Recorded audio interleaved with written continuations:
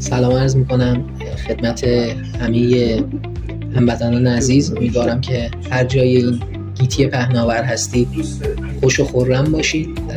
بنده در حدود 2.5 سال هستش که در کشور زیبای ازبکستان هستم و واقعا میشه گفت این کشور هم زیبا هستش و هم مردمان خونگرم و مهربانی داره.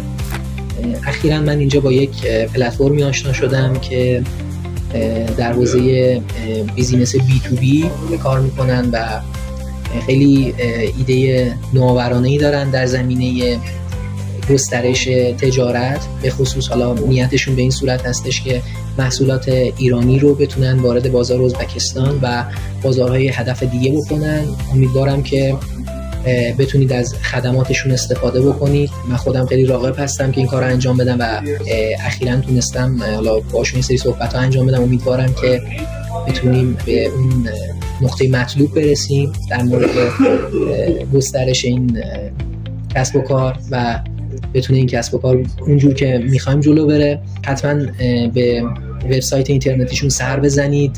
به زودی قرار زبان فارسی رو هم اضافه بکنن و میتونه یه تحول خیلی خوب باشه، به خصوص که قراره بی‌واسطه این کار رو انجام بدن. یعنی قراره که محصولات بی‌واسطه از سمت تولید کننده ها به دست مصرف کننده نهایی برسه و یه جورایی این هزینه ها و سود برای هر دو طرف یه معامله برد خواهد بود.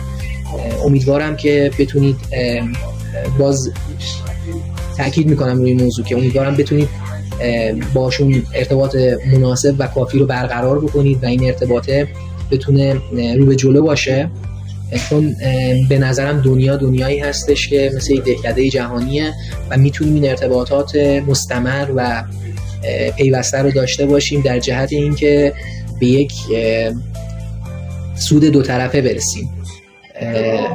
امیدوارم که مصدق اوقات نشده باشم. ایامتون بکام و تندرست باشید. خدا نگهدار همگی.